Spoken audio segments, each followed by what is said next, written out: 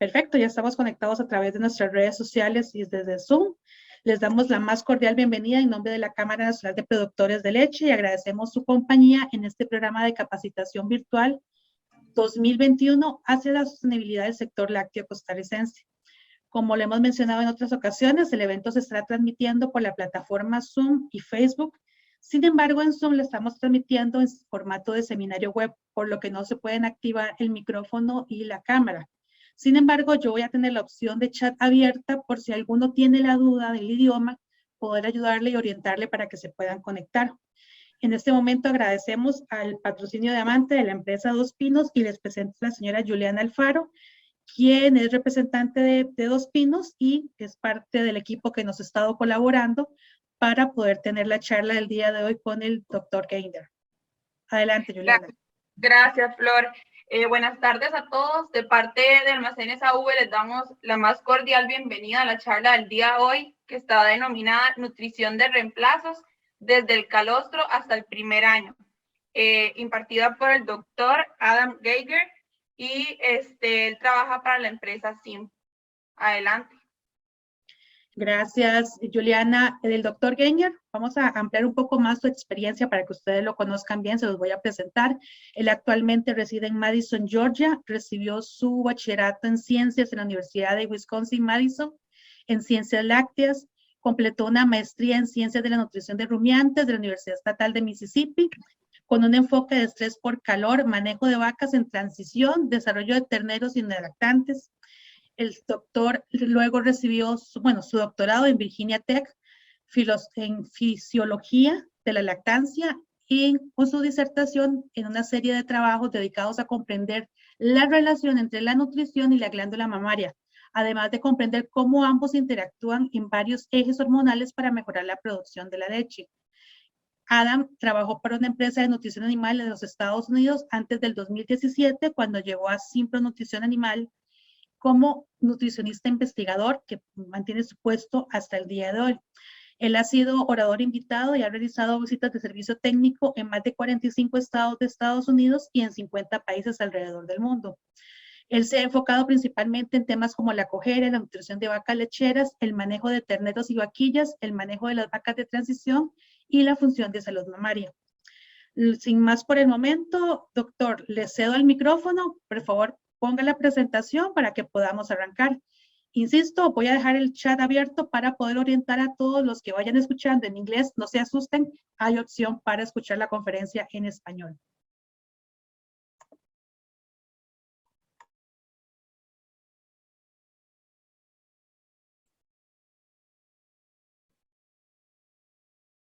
You're on mute, Adam. Okay. Now can you guys see my screen? ¿Sí pueden ver mi presentación y me pueden escuchar todos y todas? Yes. Perfecto, muchas gracias. Una disculpa por alguna de las dificultades técnicas que tuve anteriormente, pero creo que ya las resolvimos, de modo que sencillamente quiero darle las gracias a todos por estar con nosotros el día de hoy aquí, en esta discusión, en esta presentación, en esta disertación. Este es un tema del que me apasiona hablar mucho, pensar en cómo podemos tener un impacto o influir positivamente en las novillas y becerros y becerras que estamos criando y cómo puedes manejarlos y criarlas del nacimiento hasta el primer parto. Por eso quiero darle las gracias una vez más por su tiempo, su atención y quiero darle las gracias a todas las demás personas por su invitación, incluyendo el comité organizador. Habiendo dicho lo anterior, comencemos porque tenemos cosas muy interesantes de las cuales vamos a hablar el día de hoy. De modo que comencemos con lo siguiente. Cuando hablamos acerca precisamente de criar novillas, becerros o becerras, lo primero que la gente piensa o me dice típicamente o la forma en la que lo abordan es de la manera siguiente. Siempre me dicen, ¿sabes qué? Quiero tener éxito. Quiero poder criar, un becerro o una becerra exitosa. Quiero tener un buen programa de cría. Bueno, Para poder hacer eso y poder lograrlo, probablemente necesitamos tomar un paso atrás para definir qué entendemos por el éxito. ¿Qué necesitamos hacer con nuestras vaquillas y becerras para tener un programa exitoso al respecto? Y honestamente, probablemente eso depende de la perspectiva que ustedes adopten. De modo que vamos a ver esta parte de abajo aquí. Este es el propietario abajo a la derecha de una granja, un establo. Para él, ¿qué significa tener un buen programa de cría? Bueno, probablemente ese programa tiene que ver con criar a sus becerros a bajo costo, mantenerlos con vida y probablemente tener un bajo costo por sí, kilogramos de ganancia de peso. ¿Y qué pasa, por ejemplo, con esta persona que está criando otro tipo de becerros? Para esta persona, esta mujer, ¿qué significa el éxito? Bueno, si está en una temperatura de 40 grados centígrados, por ejemplo, si al aire libre, sí, aunque yo nací en Canadá, en donde las temperaturas son de -0, bueno, para ellos el éxito probablemente en un clima diferente significa criarla rápidamente, sí, hacer sus tareas cotidianas rápidamente, la eficiencia de su mano de obra y su trabajo, tal vez estén pensando en ello. Y luego si lo vemos desde la perspectiva del becerro mismo, ¿qué significa el éxito para ese animal? Bueno, para ese becerro, el éxito será tener buena alimentación, buena salud, estar libre de elementos nocivos del ambiente, no tener mucho frío, mucho calor, hacerlo mejor para criar una vaquilla o un becerro significa abordar las cosas desde la perspectiva de estos tres individuos, de modo que tengan eso en mente al ir avanzando y al tener esta conversación. De modo que otra pregunta es, una pregunta que yo quiero hacerles es, ¿en dónde inicia nuestra influencia en esas vaquillas, en ese becerro? Sí, ¿cuándo empieza de verdad? Frecuentemente pensamos que nuestra influencia en este pequeño animal es el momento en el que nace la becerra, cuando le alimentamos con calostro. Y la verdad de las cosas, sin embargo, es que no es ese el caso, no inicia todo ahí. En otras palabras, quiero mostrarles un ejemplo de a qué me refiero. Este es un ejemplo, por ejemplo, en Japón. Aquí tenemos un establo, sí, una granja en donde tienen su área de recién nacidos. Cada becerro o becerra que nace, sí, es llevada a este área durante 24 a 48 horas.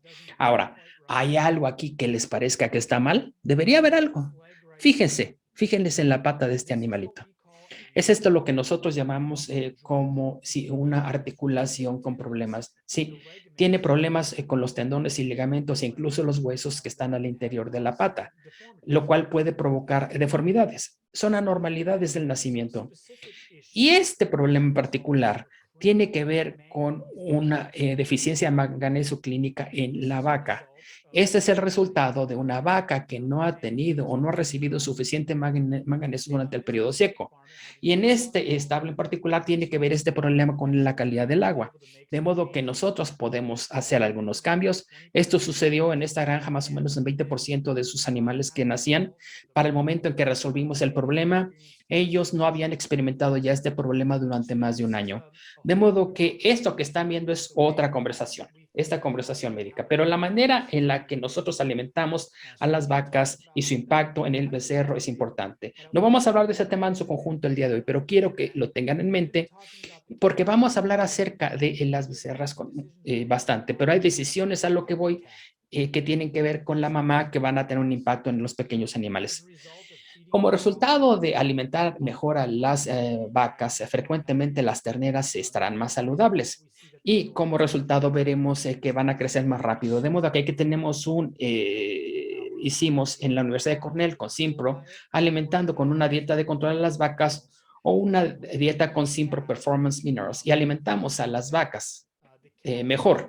Y en ese caso, vimos que crecían más rápido las terneras. Aquí estamos hablando de una diferencia de 150 gramos aproximadamente en ganancia diaria por media, llegando a 10 kilogramos a los 60 días de edad estas terneras. De modo que vamos a hablar de las terneras, pero hay mucho que podemos hacer desde la perspectiva de la vaca que influye o incide en la ternera, que es muy importante también.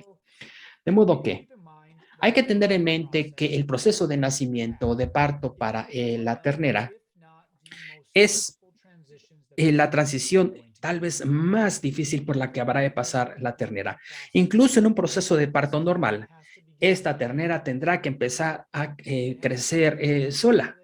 tendrá que empezar a regular su propio balance ácido-base, por ejemplo, su pH en la sangre. También necesita iniciar procesos metabólicos la ternera, empezar a que Buenas tardes, circule doctor la Wenger. sangre. Disculpe, necesitamos que active la traducción del inglés. El señor Adolfo le va a explicar. Don Adolfo, ¿le puede explicar, por favor? Okay.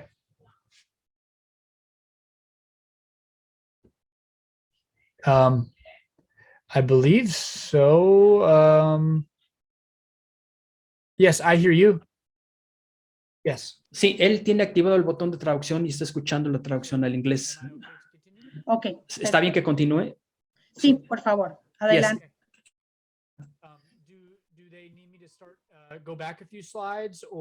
¿Necesitan que me regrese unas diapositivas o me sigo? ¿Qué hago?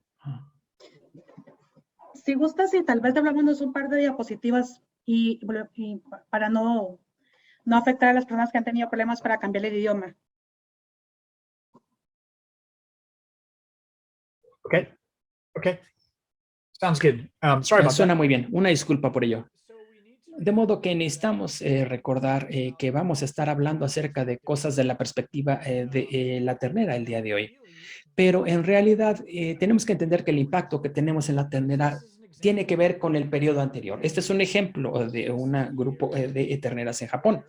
Esta es la área en un establo en donde durante las primeras 24 a 48 horas se ponen las terneras.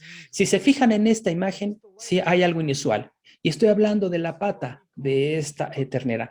Esto es lo que nosotros llamamos, digamos, una articulación tambaleante, que es el resultado de una deficiencia de manganeso químico en la vaca, en la mamá. En este caso en particular, esto es resultado de una vaca que no estuvo recibiendo suficiente manganeso durante el periodo seco porque teníamos problemas en esa granja con el agua. Al resolver el problema del agua, quiero decir que hasta antes de eso tenían este tipo de problemas en 20% de las terneras que nacían en esta granja. Y el problema se redujo prácticamente a cero después de haber resuelto el problema. Pero la manera en la que manejamos la vaca no solo puede tener un impacto negativo, también esa alimentación y la crianza en las mamás puede tener un impacto positivo.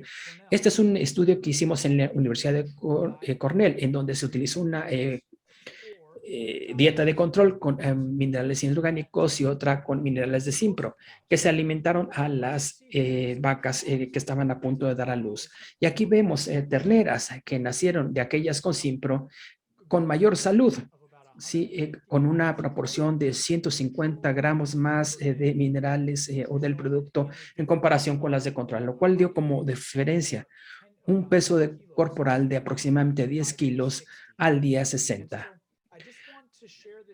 Quería yo compartir esto con ustedes porque esta es una conversación bastante intensa. No tenemos tiempo el día de hoy para entrar en detalles acerca del impacto de alimentarse a las madres y su impacto en su totalidad en las terneras, pero quisiera tocar el tema de manera general, pero a lo que voy es que hay cosas que se pueden hacer con las vacas, las mamás, que pueden tener un impacto positivo en las terneras. Durante todo este tiempo tenemos que tener en mente que el proceso de nacimiento de parto probablemente será, si no es que es la transición más estresante que va a experimentar una ternera o que un animal experimentará. De modo que incluso en un proceso de nacimiento normal, si la ternera tiene que empezar a iniciar, tiene que comenzar a respirar por sí sola y regular el balance ácido-base. Además, necesita iniciar procesos metabólicos para activar los pulmones. Tiene que poder iniciar el trabajo de su hígado.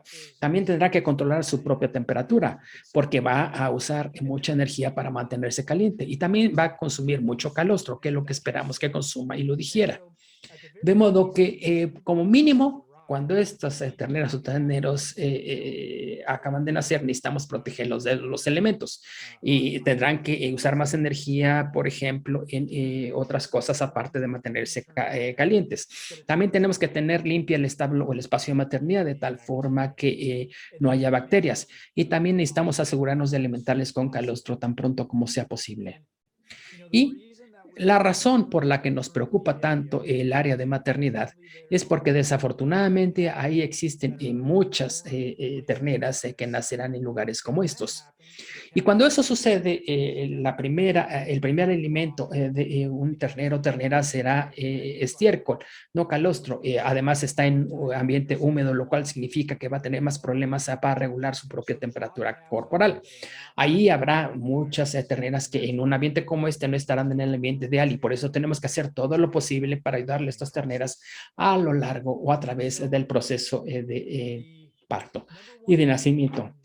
Lo primero que podemos hacer para ello es alimentarles con calostro de alta calidad y vamos a alimentarles con calostro de alta calidad que será succionado de una botella o de un tubo por el animal y ese calostro va a terminar en el abomazo de la ternera en donde lo va a enviar al intestino delgado de tal forma que pueda absorber los anticuerpos presentes en el calostro. De modo que lo más importante acerca del colostro tiene que ver con los anticuerpos. Les llamaré yo anticuerpos, ¿sí? Son inmunoglobulinas, IgG, por ejemplo, inmunoglobulina G. Estos son los anticuerpos presentes en el calostro que la ternera necesita para sobrevivir. La mamá no va a proporcionar anticuerpos a la ternera a través de la placenta. Eso significa que la ternera dependerá exclusivamente de los anticuerpos de su mamá o de la madre porque nace sin sistema inmune, anticuerpos de la madre que entrarán por el calostro y eso le dará a la ternera o al ternero inmunidad con base en las enfermedades que haya encontrado tenido la mamá. Es por eso que la ternera necesita sus anticuerpos o fusión inmune pasiva, sí, para protegerse en el proceso de encontrar patógenos en su propio ambiente. Y en lo que comienza a aprender de ello y desarrollar su propio sistema inmunitario. De modo que al hablar acerca de proporcionarle suficiente calostro a las terneras.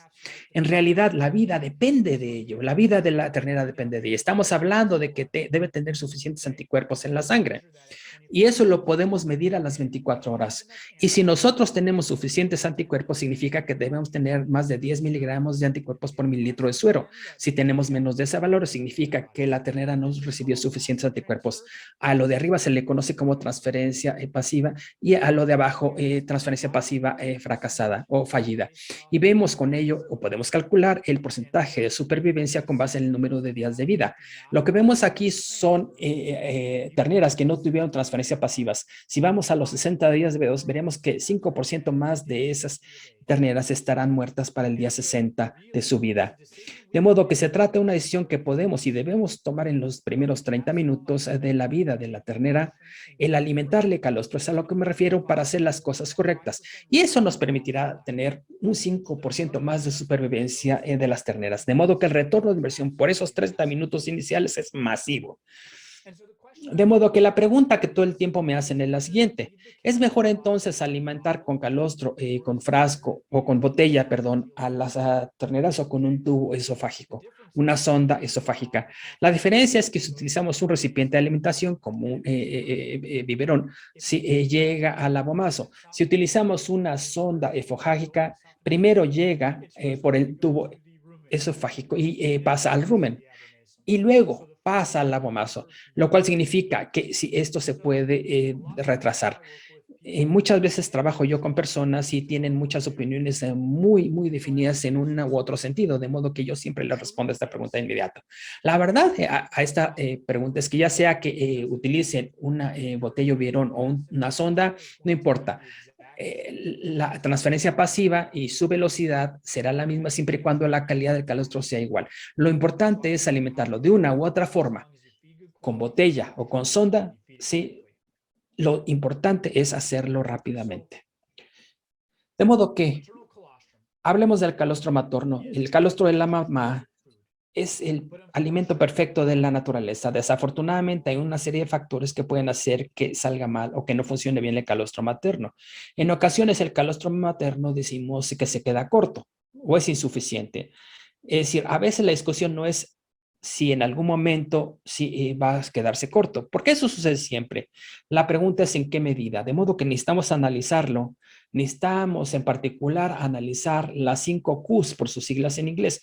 o los 5 cosas más importantes que tienen que ver con el manejo del calostro. Es importante cuidar estos 5 aspectos para su manejo. Al yo trabajar con servicio de este tipo, típicamente voy a las granjas o a los establos y analizo estas 5 cosas. La primera cosa a analizar es la calidad. Necesitamos 50 gramos de IgG por litro de calostro. Eso se considera una buena calidad de calostro. También hay que considerar la cantidad. Necesitamos alimentarle con 150 gramos de IgG a las terneras en esa primera comida después del nacimiento. El tercer alimento es la rapidez. Necesitamos alimentarlas de inmediato dentro de las primeras 2 horas posteriores al parto. Y también si necesitamos ordeñar a la vaca inmediatamente. El cuarto aspecto es la limpieza. Necesitamos tener a calostro con menos de 100,000 colonias, unidades formadoras de colonias. Y el último aspecto tiene que ver con la cuantificación de ese calostro. Y en este sentido me refiero a que esta es la manera de analizar la sangre para ver si se obtuvo la transferencia pasiva. Y de nuevo, el objetivo es 10 gramos o 10 miligramos de anticuerpos por mililitro de suero. De modo que este último aspecto es muy importante, pero si no llegamos a esta transferencia pasiva exitosa, es muy probable que hayamos fracasado en el manejo de estos otros 4 elementos en lo que tiene que ver con el manejo del calostro, de modo que vamos a analizar cada uno de ellos con mayor detalle en las siguientes diapositivas. El primero recordarán que era el aspecto de la calidad. En ese sentido, lo más importante en lo que respecta a la calidad del calostro es que necesitamos medir la calidad del calostro, necesitamos analizarla. Y hay una manera de formas diferentes en la que podemos hacerlos. Podemos hacerlo con un calostrómetro, que es una sonda llena con leche, en la que en la parte del vidrio la insertamos en el calostro y eso sí va a permitir que se hunda. Entre más se hunda la parte de vidrio, sí, peor será la calidad del calostro. De modo que si la lectura es de color verde, eso significa que el calostro es de buena calidad en este medidor y es seguro alimentar con él. Sí, la parte de vidrio llega a la parte roja, eso significa que el calostro es de mala calidad y no deberá usarse como alimento. Recuerden, lo que estamos buscando es 50 gramos de inmunoglobulina G por litro y es eso lo que representa este nivel verde en esta prueba, por lo menos 50 gramos de IgG por litro.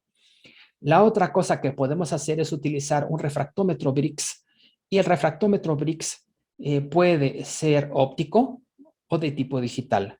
De modo que este es un ejemplo aquí de un refractómetro óptico, uno que se puede ver. También existe una versión digital que te arroja un número. Y el número que estamos buscando, en este caso refractómetro, es 23. Si la lectura del Brix es de 23 o más, eso significa que tenemos una calidad de calostro de 50 gramos por gramo o más. 50 gramos por litro más. De modo que, ¿por qué nos preocupa tanto esta medición de la calidad del calostro? Bueno, porque es algo extremadamente variable esta calidad.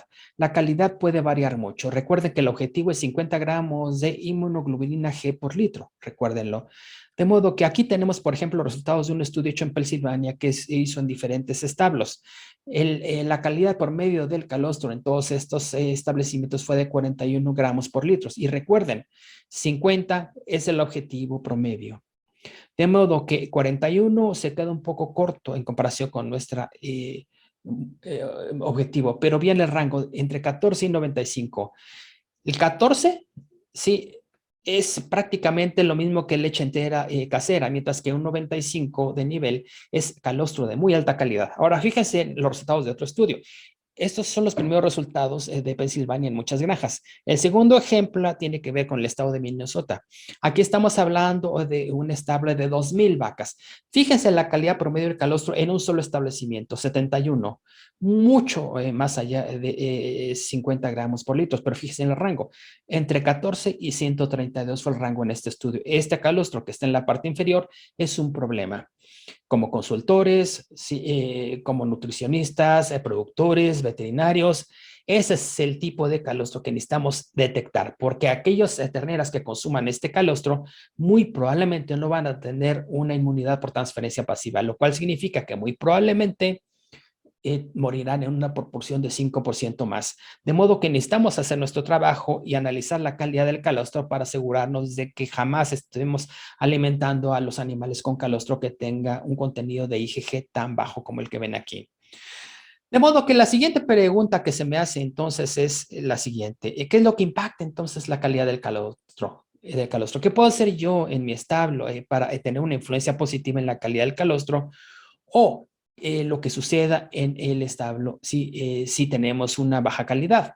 Si nos reuniéramos en un salón, yo le pediría a algunos voluntarios a que me ayudaran con esto de manera un poco divertida. Pero como estamos en una sesión virtual, no lo haré como si estuviéramos en una sesión presencial. Lo primero que típicamente abordamos como elemento de impacto en la calidad del calostro es la dieta. Una de las cosas que dice la gente, bueno, la manera en la que yo alimento a las vacas impactará la calidad del calostro. Para ser honesto, no es necesariamente cierto eso. Existe una excepción y ya llegaré a ella en un momento, pero en su mayor parte, si ustedes tienen un buen nutricionista, un buen nutriólogo, y ese nutriólogo tiene niveles adecuados de energía y proteína metabolizable en la dieta de las vacas a punto de dar a luz, no hay más que podamos hacer para mejorar la calidad del calostro. Si tenemos suficiente proteína y energía en las dietas de vacas secas, no hay mucho que podamos hacer tampoco desde el punto de vista alimenticio para mejorar la calidad del calostro. Hay una excepción, sin embargo, y regresaré a ella en un minuto. Hablemos de la duración del periodo seco. Si tenemos periodos secos de menos de 30 días o de más de 90 días, eso puede tener un impacto negativo también en la calidad del calostro, lo cual se ha demostrado en varios estudios. Si el periodo seco es de menos de 30 días, la vaca no tendrá suficiente tiempo para que los anticuerpos lleguen al calostro. Si el periodo seco es de más de 90 días, entonces la vaca va a comenzar a reabsorber esos anticuerpos para su propio uso. Hablemos de los estresores en el periodo seco, como en los movimientos en los corrales, los depredadores, por ejemplo, ¿sí? Una vez, por ejemplo, unas aves estaban atacando a las vacas. Eso, por ejemplo, ese tipo de estresores va a incidir en la calidad del calostro. Retrasos en el ordeño de las vacas durante el periodo inicial, ese puede tener también un impacto en la calidad del calostro, aunque eso no es culpa de la vaca, eso es culpa nuestra. Entre más tiempo nos tardemos en ordeñarlas, menor será la calidad del calostro. Otro aspecto importante es también el hecho de permitir que la ternera succione o se amamante directamente de la vaca. De modo que aquí tenemos un ejemplo de que entre más dejemos a la ternera con la mamá, mayores pérdidas por mortalidad habrá en el establo. Lo que estamos viendo aquí, las pérdidas por muerte en este eje, y aquí tenemos el eje de las horas con la vaca después del nacimiento. Si dejamos a la ternera con la vaca de 2 a 6 horas, podemos esperar una pérdida por mortalidad del 5%. Si la dejamos con la mamá de 7 a 2 horas, el porcentaje se incrementa a 10%.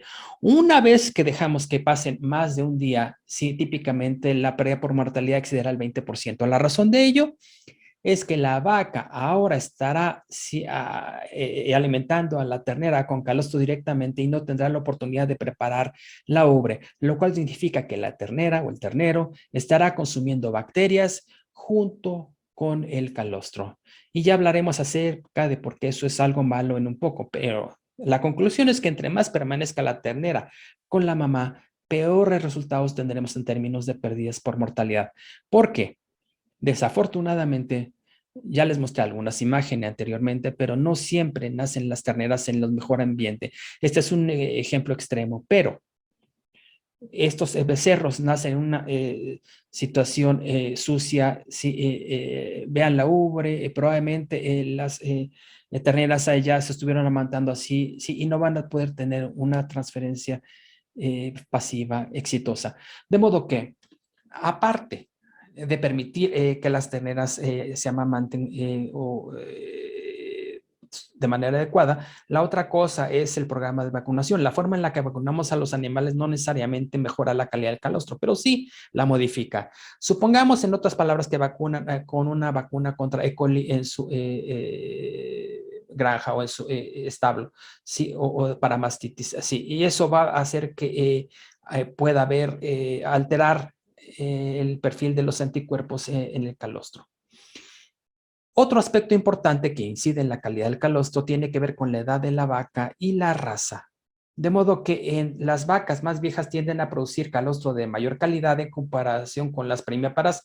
Las Jerseys también mejor calostro que las Holstein. Habiendo dicho eso, sin embargo, tanto las Holstein como las primíparas producen buena calidad de calostro. De modo que es importante asegurarnos de que se analice ese calostro para confirmarlo. De modo que ya les dije yo que hay algo que sí podemos hacer para tener un impacto positivo en la calidad de calostro desde el punto de vista de la dieta. Y estoy hablando de dietas con alto contenido de minerales traza. Estas dietas en el periodo de preparto se ha demostrado que mejoran la calidad del calostro. De modo que este es parte de un trabajo que hemos hecho en SimproFeed con Simprominerons en el periodo preparto. Al hacerlo, hemos visto un incremento de 15% en calidad de calostro, por ejemplo, en un estudio en Israel, el 36% en un estudio en Polonia, 47% en la costa oeste de los Estados Unidos, 15% en la zona del oeste medio en los Estados Unidos. De modo que estamos hablando de una mejora del 28% en promedio en la calidad de calostro como resultado de alimentar con dietas con contenido de minerales traza alto en nuestras vacas. Hablemos de la cantidad. Si estuviéramos en un salón presencialmente, lo haría yo directamente, pero típicamente le pregunto a la audiencia, ¿qué tanto calostro usan para alimentar a sus animales? Algunos dicen 1 litro, 2 litros, otros 4 litros. Bueno, el número de litros de calostro con que alimenten no importa necesariamente.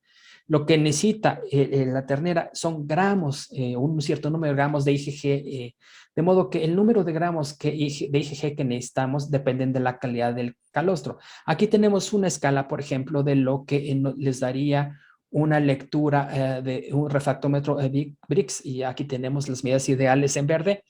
Si su porcentaje de Brix es 18, significa que la calidad del calostro es de 40 gramos por litro. Eso significa que en este caso necesitarían casi 4 litros de calostro para proporcionar los 150 gramos. Si su lectura de Brix es de 23%, fíjense aquí en la tabla. Eso significa que tienen 68.4 de IgG de calostro en el calostro. Pero eso significa que necesitan menos litros, casi 2 para llegar a esos 150 gramos de IgG. ¿Sí? De ahí sí que necesitamos tomar como referencia esos 4 litros que típicamente se recomiendan para obtener estos 150 gramos en promedio. Al final de cuentas, la ternera no tendrá un requerimiento, en otras palabras, de volumen. Lo que sí tiene es un requerimiento en número de gramos de IgG. Es por eso que necesitamos asegurarnos de alimentar a la ternera de una manera de tal forma que reciba esos 150 gramos de IgG definitivamente. De modo que hablemos acerca de alimentar a las terneras rápidamente. Sí, ¿qué tan rápido necesitamos empezar a alimentarla? Una vez que nace, la ternera podrá absorber entre 30 y 50% de los anticuerpos que están en el calostro al nacer. 6 horas más tarde, únicamente podrá absorber aproximadamente un 15% de los anticuerpos en el calostro. De modo que debe ser una prioridad alimentarlas dentro de las primeras 2 horas del nacimiento para asegurarnos de que las terneras puedan absorber tanto de este IgG como sea posible. De la misma manera, necesitamos ordeñar a las vacas rápidamente. Si nosotros ordeñamos a la vaca cuando está fresca dentro de las primeras 2 horas después de haber dado a luz, la calidad de su calostro que nos dará incluirá el 100% de los anticuerpos que tiene. Si nos esperamos 6 horas más tarde después del parto, únicamente nos va a dar en su leche el 83% de los anticuerpos que necesitamos. De modo que entre más retrasemos ese ordeño, menor se hará la calidad del calostro. Y esto es particularmente peligroso si estamos alimentando a las terneras directamente, permitiendo que se amamanten de la madre. Y si aparte de eso, o sea, tardamos en ordeñarlas, sí, tendremos un calostro de menor calidad que no se podrá absorber muy bien. La rapidez en cuanto al manejo del calostro es muy importante luego entonces. Ahora hablemos tal vez acerca del aspecto más importante que tiene que ver con el manejo del calostro, las bacterias. Lo que estamos viendo aquí sí es el intestino delgado de la vaca. Y les dije yo que, perdón, el intestino delgado de la ternera. Y les decía yo que ella tiene la capacidad de observar un alto porcentaje de anticuerpos sí, en el calostro. Sí, aunque también absorbe todo lo demás presente en el calostro. Si se fijan en estas flechas negras, están apuntando unas células, pero estas células son de E. coli. Aquí estamos hablando de E. coli que ya está en el intestino delgado de la ternera que está absorbiendo, como resultado de niveles bacterianos excesivos en el calostro de las mismas. De modo que necesitamos estar conscientes de cuáles son las cargas bacterianas en el calostro, porque las terneras que consumen esto muy probablemente se van a enfermar y muy probablemente van a morir como resultado de esos altos niveles bacterianos. De modo que las bacterias son un problema real. Este es un resumen de resultados tomado de un estudio de 67 establos en Wisconsin, en Estados Unidos. Representa más de 100,000 muestras de calostro. 55% de esas 100,000 muestras tomadas tuvieron un nivel bacteriano aceptable de menos de 100,000 en términos de conteo total en placa de unidades formadas de colonias por mililitro. Eso significa que el 45% restante rebasó los 100,000. Sí, aquí tenemos un 50% que estaban entre 100,000 y 1,000,000 de conteo bacteriano, ¿sí? Y 1,000,000, más de 1,000,000 en ese rango. Las terneras que consuman tantas bacterias definitivamente van a tener problemas bastante importantes en su vida. Muy probablemente van a tener una transferencia pasiva fallida, va a ser muy costoso su tratamiento y probablemente morirán. De modo que la pregunta es, ¿de dónde vienen estas bacterias? Déjenme asegurarme de que el volumen esté activado. Aquí estoy yo y aquí tenemos un ejemplo. Estoy mostrando un ejemplo de cómo se mide la contaminación bacteriana. Sí, en equipo de alimentación en Vietnam. Estoy utilizando un medidor de bacterias para revisar o analizar la limpieza del equipo de alimentación. De modo que, de nuevo, estamos buscando una lectura de menos de 100,000 unidades formadoras de colonias por mililitro, como lo vieron en la diapositiva anterior. Y aquí estoy haciendo exactamente lo mismo, pero en un establo en Japón. Este es la cubeta de recolección de calostro a la que va a parar toda muestra de calostro. Y estoy utilizando un medidor ATP para analizar el nivel bacteriano, si este recipiente se veía bien, limpio, olía bien, y estamos buscando de nuevo menos de 100,000 unidades formadoras de colonias por mililitro. Pero vean el resultado, casi 38 millones de unidades encontré. Sí, en esta muestra. Este establo estaba perdiendo 1 de cada 5 terneras. El 20% de las terneras en este establo morían dentro de los primeros 60 días. Ojo, de modo que cuando nos dimos cuenta de estos niveles, lo primero que hicimos fue deshacernos de esa cubeta y pueden darse cuenta que tienen otros artículos de limpieza. Si sustituimos todo su equipo de limpieza,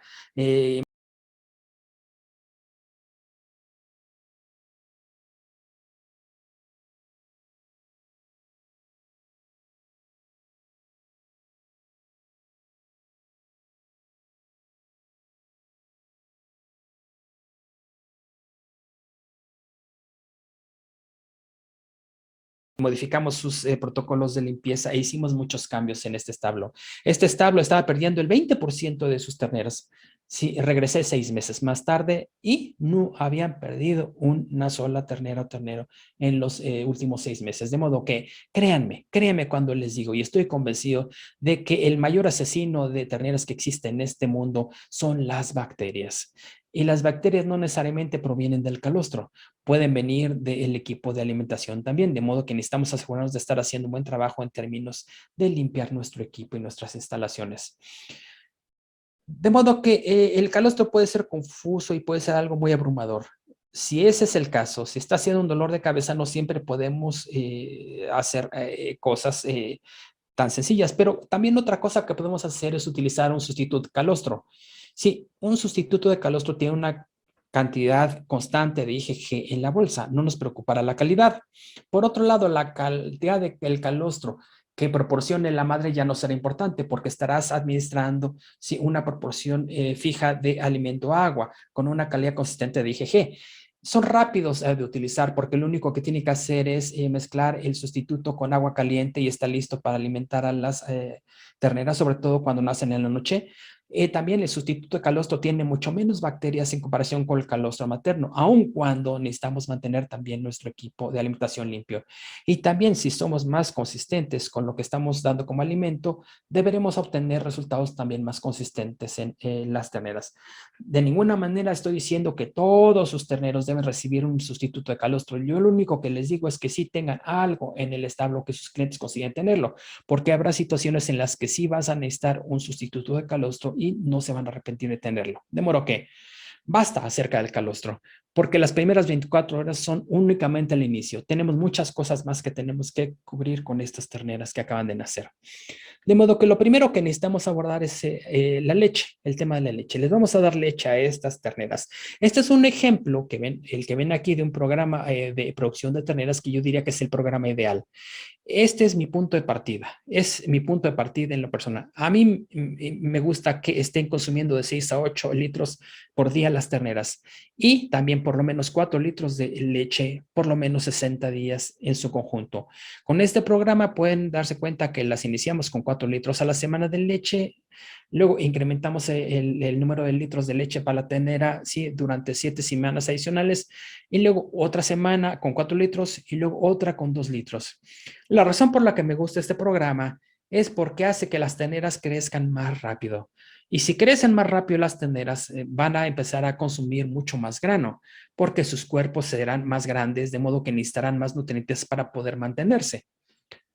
Pero también existe otro beneficio de este tipo de programas, ¿sí? Y de este crecimiento mejor. Esto que ven aquí es un ejemplo de lo que sucede con las glándulas mamarias de estos animales. Sí, crecen más rápidamente. Aquí estamos viendo un cuarto de de la ternera a 8 semanas con una alimentación de 4 litros de leche hasta las 8 semanas de edad. Este tejido que ven aquí en la línea puntuada, el que está dentro de la línea puntuada es el tejido que finalmente va a producir leche en estas terneras. Ahora fíjense en una a la que se le alimentó no con 4, sino con 8 a 10 litros por día. Todo este tejido que está dentro de la línea puntuada, más este otro que está a los lados, sí va a poder producir leche también. Esta ternera tendrá 8 veces más tejido para producir leche en comparación con la que tuvo un número de litros restringido. Aquí estamos hablando de 8 semanas. Lo que sí sabemos es que cuando alimentamos mejor a las terneras, van a crecer más rápidamente y aquellas que crezcan más rápidamente al final van a tener más tejido en la glándula mamaria para producir leche y van a producir más leche en su primera lactancia. Sí, estamos hablando de 150,000 a 200,000 litros sí, en proporción. Sí se les alimenta mejor. De modo, de 150 a 200 litros más. La otra cosa que necesitamos considerar al hablar de la leche es no solo ¿sí? La proteína y la grasa. Si estamos utilizando que un sustituto, leche del establo, si estamos utilizando leche del establo, tenemos que entender que no solo se trata de cuidar la proteína. La leche de los establos, de acuerdo con el NRC y lo que sugiere el NRC en cuanto a requerimientos para la ternera, para que crezca bien y tenga buena salud, es que la leche del establo sí, típicamente debe ser mejor porque tiene deficiencias en cuanto a minerales traza. La leche del establo tiene solo 0.7 manganeso. Hay una deficiencia, casi 0 cobre, hierro, cobalto y únicamente 30% de lo que requiere de yodo la ternera. Por lo tanto, sí hay que considerarla. Sí, la leche entera sí tiene deficiencia en vitamina E y en vitamina D y en otras 5 vitaminas esenciales. ¿Por qué se los digo la leche entera? Porque esto representa una oportunidad desde el punto de vista de las cosas que podemos hacer para mejorar la salud de las terneras. De modo que este es un ejemplo de un establo en el que trabajé en Texas, en los Estados Unidos. Ellos están limitando a 60,000 terneras, sí, con leche en cualquier momento dado. Y están utilizando leche entera. Este establo tenía algo así como una pérdida por mortalidad del 10%. No sé si alguna vez han visto 60,000 terneras con un 10% de pérdidas por mortalidad. Bueno, van a tener sí, cantidad de terneras muertas ahí, lo cual no es fácil ni de ver ni de manejar. Lo que hicimos en esta granja o en este establo es que comenzamos sí, haciendo una premezcla sí, de minerales y de vitamina E que pudiera añadir a la dieta. El 10%, recuerden, era la mortalidad que tenían. Estamos hablando de 225 terneras muertas al día. Lo que decidimos hacer fue comenzar a fortificar la leche con vitaminas y minerales, y una vez que lo hicimos se redujo esa mortalidad. Después de un mes bajó a 150 sí, terneras muertas por día. Después, unas semanas más tarde, a menos de 30. El mejor día que tuvo este establo fue un día con 7 terneras muertas por día nada más. Ahora, en promedio ahora están por ahí de 20 aproximadamente, pero ellos pasaron de 225 muertes al día en terneras a 20, como les decía yo, en promedio, nada más porque empezaron a fortificar la leche entera con vitaminas y minerales, como les sugerimos nosotros. Ahora, si están limitando leche del establo mismo, ¿sí? Necesitamos también recordar que la leche, en comparación con el sustituto de leche, tiene mucho menos lactosa, la leche del establo. Es por eso que las terneras, aquellas terneras que utilizan o que consumen sustituto, tienen más diarrea. También la leche entera del establo tiene más proteína sí, y grasa, de modo que hay que considerar estas diferencias en el sustituto de leche contra la leche entera. La otra cosa que hay que recordar en esta comparación es que la leche tiene una concentración de sólidos muy similar a la de la sangre, de modo que es muy fácil que la digieran las terneras. Pero el sustituto de leche, por otro lado, como resultado de la lactosa que tiene una osmolaridad mucho más alta en comparación con la leche entera. De modo que esa es la razón por la que necesitamos enfocarnos bastante en ser constantes si estamos utilizando sustituto, porque toda esa lactosa, si no lo manejamos de manera consistente en el alimento, va a dar como resultado diarrea. De modo que quiero compartir esta diapositiva, pero este es solamente un ejemplo de lo que nosotros recomendamos en lo que respecta al contenido de vitaminas y minerales. En el caso del sustituto de leche o reemplazador de leche, por ejemplo, en el caso de minerales traza, recomendamos 100 partes por millón de hierro, 50 de zinc, 10 de cobre y 50 partes por millón de manganeso. Y estos vienen en los minerales ProPath de Simpro. En el alimento de inicio y crecimiento, en paréntesis, tenemos lo que recomendamos desde el punto de vista de Simpro, que es lo mismo en ambos casos. 75 partes por millón de zinc. Sí, 40 provenientes de los alimentos Simpro, 10 por ppm de cobre, 3.5 a 5 provenientes del producto de Simpro, 50 partes por millón de manganeso, 20 de los cuales provendrán del sustituto de Simpro. Sí, sí, y todo este cobalto sí, que tiene que provenir del producto de Simpro. Ya compartiremos mayores detalles de esta información más adelante, de tal forma que tengan esta tabla para su referencia. Pero estas son las recomendaciones de Simpro para macro y microminerales y sustitutos de leche y los concentrados de inicio y de crecimiento. De modo que al pasar de esta ternera joven a una ternera de mayor edad, sí, la postdestete, es esto lo que a mí me gusta llamar los datos reales. Hace como un año aproximadamente publiqué un artículo, perdón, hice un artículo, una búsqueda en artículos, o en los artículos del Journal de Animal Sciences, y obtuve 307 artículos sobre este tema. Y luego busqué todo aquello que tuviera que ver con artículos post-destete, comparado contra los 307 de predestete. Cuando hablamos de nutrición de terneras, típicamente decimos que se trata de un arte, no de una ciencia, porque seguimos aprendiendo. Hay muchas cosas, en otras palabras, que no conocemos todavía. Ahora, si la nutrición, si predestete es un arte, estamos hablando de que está bastante definida y es un arte muy bonito. Tenemos mucha información al respecto en cuanto a la nutrición predestete de las terneras. Si hablamos de la nutrición postdestete, ese arte no está bien definida, es más abstracto ese arte. Desafortunadamente no sabemos tanto de la nutrición postdestete de la ternera a la vaquilla en comparación con la época predestete. Gran parte de ello tiene que ver, después del destete, con la experiencia con estos animales para tomar las mejores decisiones. Lo que sí sabemos a ciencia cierta es que necesitamos criar a nuestras vaquillas de tal forma que obtengan o alcancen pesos específicos corporales. Sabemos que tendrán su peso maduro completo en el tercer parto. Y el objetivo, recuerden, es que tenga su primer ternera entre las 22 y 24 meses de edad, lo cual significa que esa vaquilla tendría que alcanzar el 82% de su peso de madurez corporal a esta edad. Sí, y también queremos que alcance el 55% de su peso corporal ideal al momento de reproducirse y 45 a 50% al momento de la pubertad. Pero ¿cuántas llegan hasta este último extremo? No muchas. Estamos hablando de pesos objetivo, no de edades, si estamos hablando de sus partos y su reproducción. Pero esto se dificulta más si no sabemos cuál debería ser o cuál es el peso corporal promedio u óptimo en nuestro establo. Otro reto es que estamos tratando de desarrollar el rumen de la ternera desde el momento en que nace. Y si no desarrollamos ese rumen apropiadamente, la ternera va a tener cantidad de problemas después del destete. Esto es una imagen de las papilas ruminales. Tenemos un acercamiento bastante grande. Aquí estamos viendo que estas papilas son muy pequeñas. Aquí podemos ver cómo son las papilas ruminales alrededor de la transición del destete. Fíjense, estamos hablando de muchos pliegues aquí. Cantidad de papilas, estamos viendo mucha área superficial disponible para absorber nutrientes, en otras palabras. O véanlo de esta manera.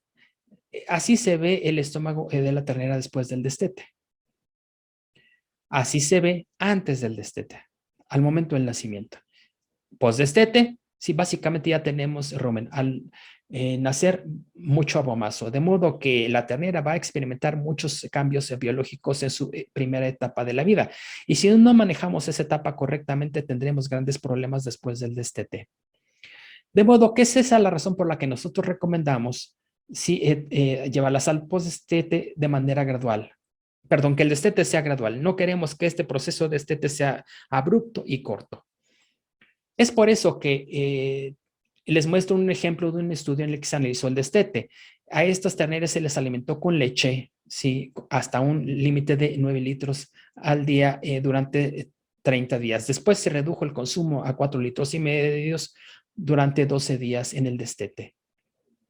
A estas otras, la de la línea azul, se les continuó con leche completa hasta los 48 días. Jamás se redujo su consumo. Sí, y al día 48 ambos grupos se destetaron.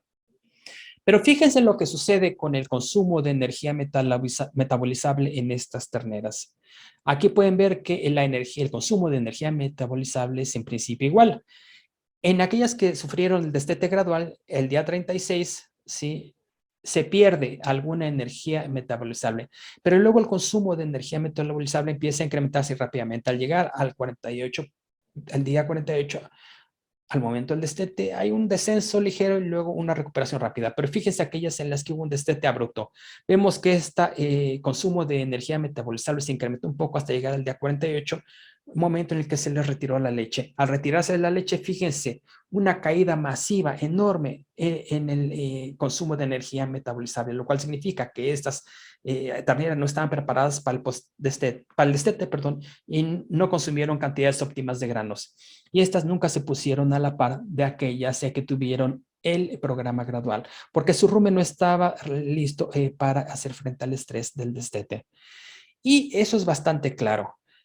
Podemos verlo muy fácilmente midiendo el almidón fecal en estas terneras. Recuerden que hubo unas que todas se destetaron al 48.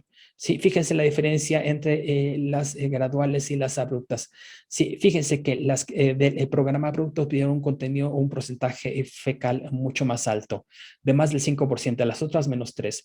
Sí, para ello podemos tomar muestras fecales para analizar el almidón fecal. El almidón fecal, si es de manera consistente de más de 5% en nuestras terneras, eso significa que podemos mejorar todavía el proceso de destete para facilitar las cosas. Porque si no se lo facilitamos a estas terneras, seguramente habrán visto esto. Sí, van a haber una inconsistencia en las puntuaciones de heces fecales. Pero al mismo tiempo podemos tener este excremento con burbujas brillante. Y es ese tipo de estiércol que podemos ver y que muestra acidosis, ¿sí? Y eso se refleja en las heces, Ahí veremos problemas importantes presentes como resultado del proceso de destete inadecuado. De modo que ahora, al pensar en el destete y darles a las terneras alimento sólido, necesitamos pensar qué tanto alimento deberán estar consumiendo estas terneras.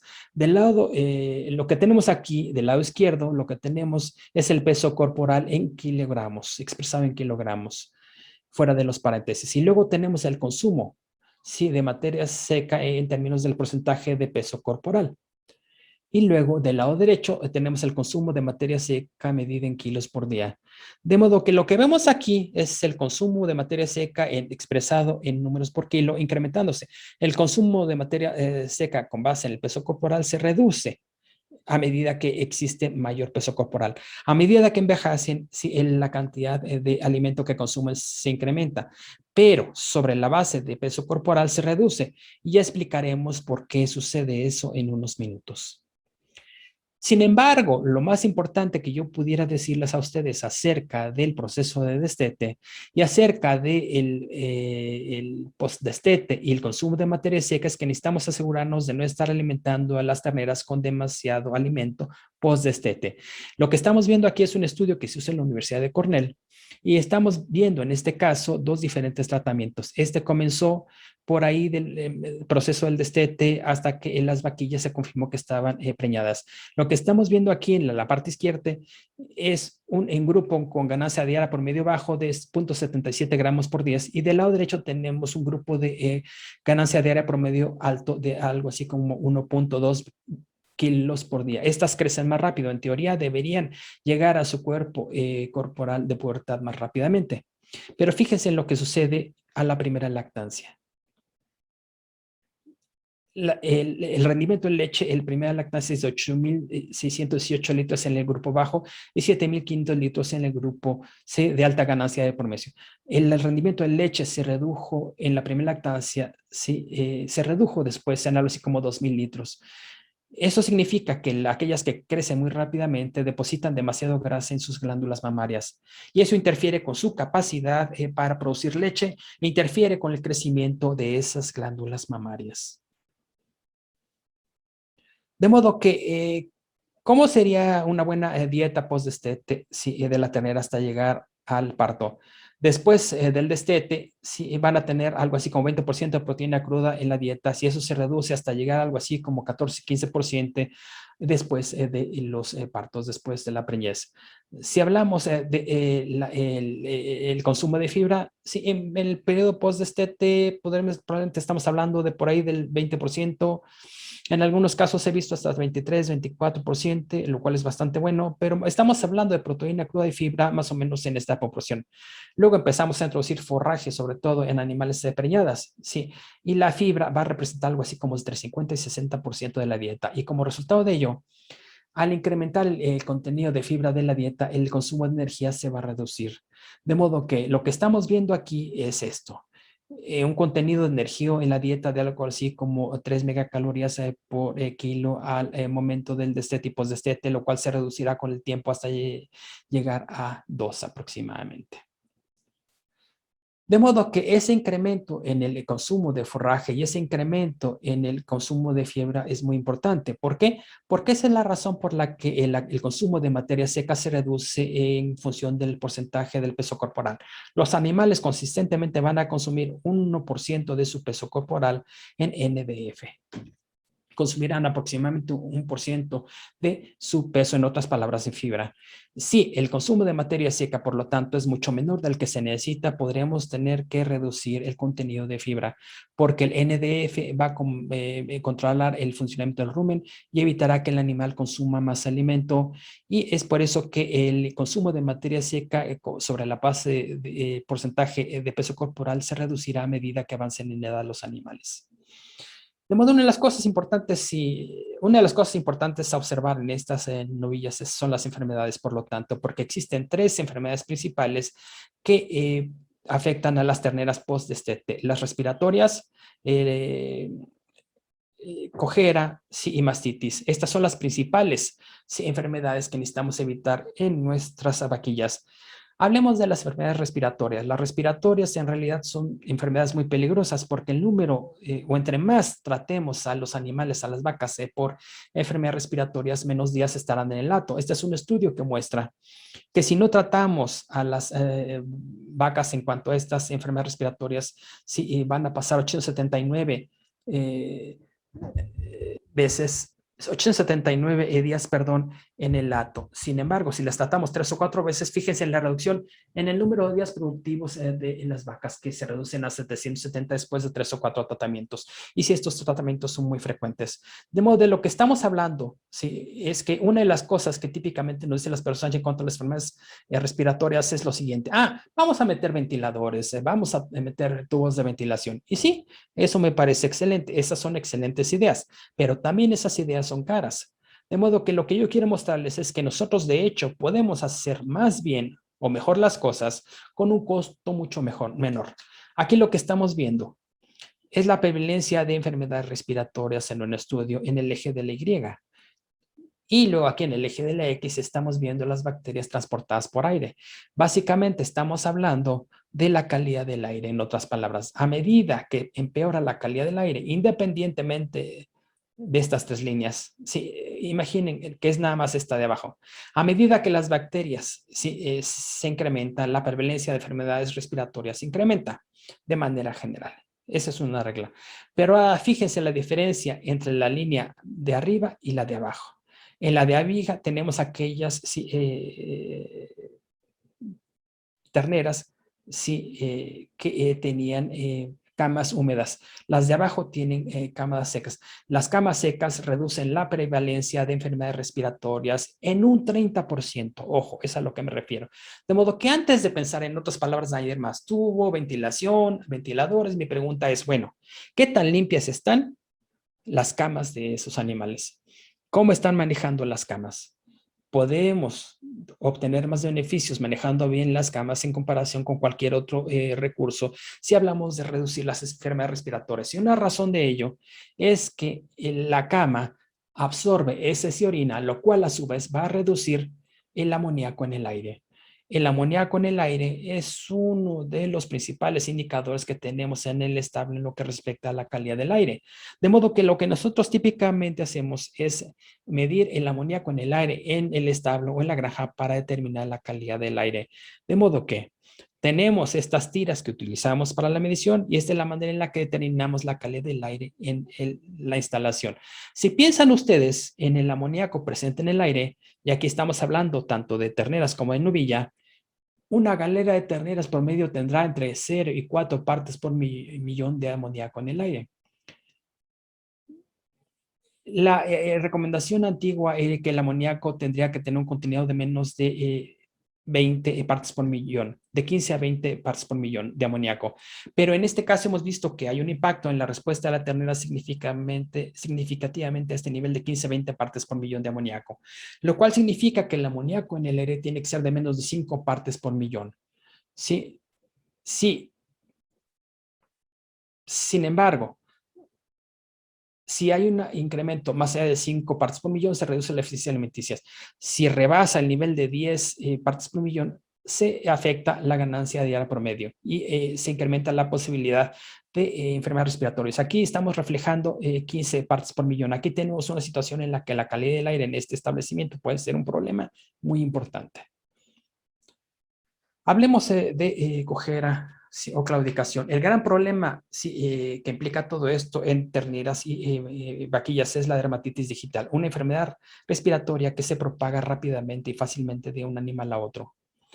En muchas ocasiones lo que pensamos en lo que respecta a la cojera claudicación es que típicamente está provocado esta dermatitis como resultado de mucho estiércol, por ejemplo, en la cama. Este es un ejemplo de una granja en la que 70% de estas vacas tenían dermatitis.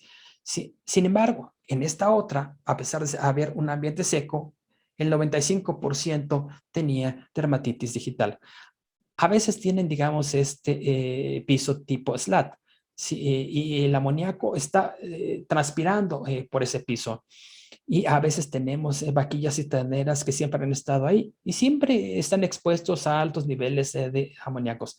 Si el contenido de amoníaco a la altura de sus patas excede 20 partes por millón, llegamos a un escenario en el que la piel empieza a dañarse y es más fácil que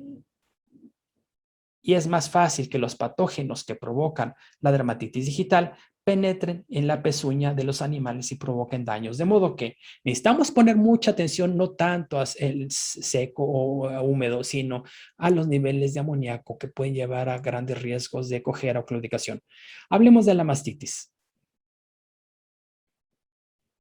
Datos de la Universidad de Georgia en los Estados Unidos estiman que más del 75% de las novillas ingresan a su primera lactancia con por lo menos una forma de mastitis subclínica en un cuarto. El problema con la mastitis subclínica es que es difícil de identificar esa mastitis subclínica. La clínica mastítica es muy fácil de identificar en las vaquillas porque tendremos un cuarto bastante inflamado.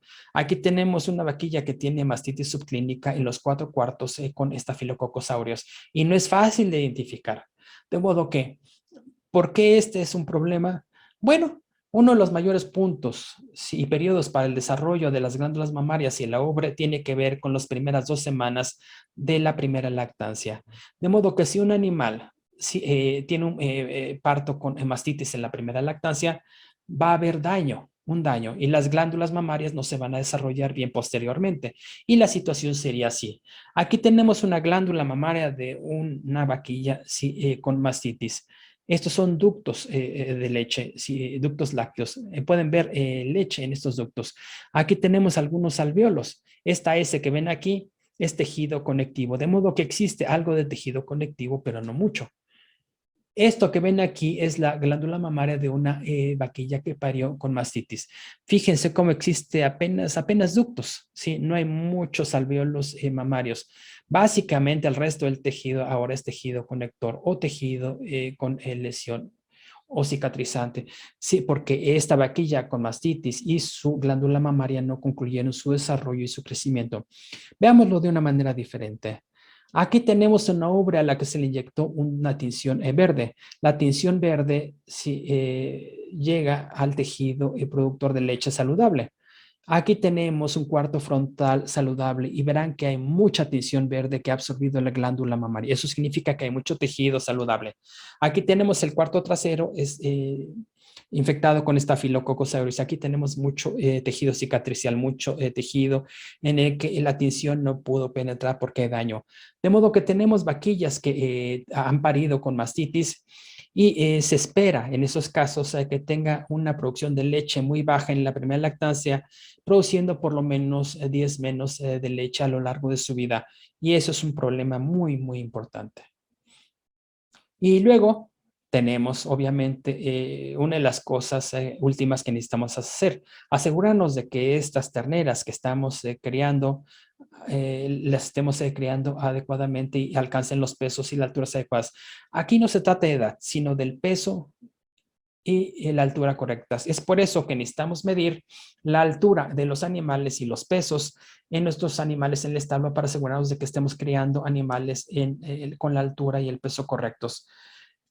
De modo que lo podemos hacer, por ejemplo, midiendo hasta la cadera. Aquí tenemos una referencia.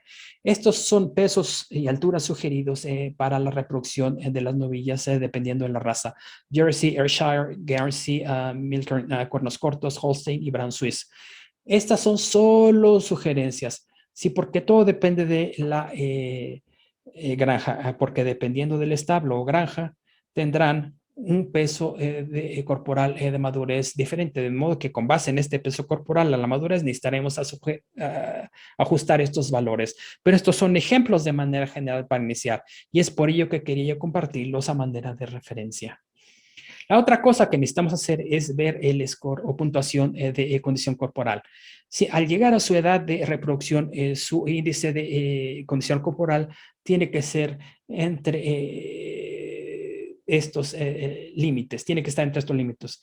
Si por otro lado, al tener su primer parto, estos animales necesitan estar entre 3.25 y 3.5 de score corporal. Definitivamente no deben exceder un 3.75 al momento del parto. Si tenemos animales que ya alcanzan un 4 en cuanto a la puntuación de condición corporal, y estuve en una granja en México, por cierto, en México que tiene este problema, ya está mejorando situación, pero tenían muchos animales preñadas al momento del parto con una score de condición corporal de 4. Si ese índice o score es de 4, vamos a tener más problemas o trastornos de salud al momento de la transición y los animales no van a producir tanta leche y van a tener más problema para alcanzar la preñez. De modo que necesitamos asegurarnos de medir bien estos índices de condición corporal en estos animales dentro de estos límites recomendados. De modo que, habiendo dicho lo anterior, creo que me pasé un poco de tiempo, pero espero que tengamos todavía tiempo para preguntas y respuestas. Y bueno, vamos a compartir la presentación con ustedes. Hay que recordar que la nutrición de la vaca definitivamente tiene un impacto en la salud de la ternera y necesitamos manejar el proceso del parto con mucha atención, asegurándonos de poner un énfasis en alimentar con calostro, sobre todo a analizar la contaminación bacteriana del calostro, porque ese es el asesino oculto de las vacas, el que está en el calostro. Pero también necesitamos asegurarnos de manejar el proceso de destete apropiadamente, y de tal forma que crezcan apropiadamente con la velocidad adecuada, sin que estén demasiado gordas, sí, para que sean miembros productivos del hato. Y también asegurarnos de darles la alimentación adecuada. Eso dependerá de los alimentos que tengamos disponibles y el establo. Pero lo cierto es que nosotros tenemos un recurso en esta compañía que les puede ayudar a trabajar mejor con sus productores, con sus nutriólogos, con sus consultores, para que estas vacas tengan las mejores dietas posibles. Gracias por su tiempo y su atención. Y ahora abro el micrófono para preguntas. Si las tienen, hagan tantas como quieran ustedes. Me encantan las preguntas y creo que es todo por el momento. Gracias. Muchísimas gracias, doctor. La verdad, muy interesante el tema, a pesar de los problemas técnicos que me disculpo de parte del equipo al principio. Pero creo que pudimos solucionarlos. Algunos se han conectado en inglés porque han querido escuchar la conferencia en el idioma original, otros se han conectado amablemente a la conferencia en español con la ayuda de nuestro traductor, pero creo que todos nos hemos visto beneficiados y sí, efectivamente, doctor, tenemos bastantes preguntas. Saludo a todos los que se conectaron y agradezco por sus preguntas. Vamos a arrancar con la pregunta de don Alfredo Gómez, me parece muy interesante. Él indica, doctor, que cuál es su opinión sobre el uso de sustituto de leche como pienso principal. Quiere decir que si tiene la posibilidad de usar leche o leche deshidratada para la granja, ¿y qué requerirá un sustituto de leche?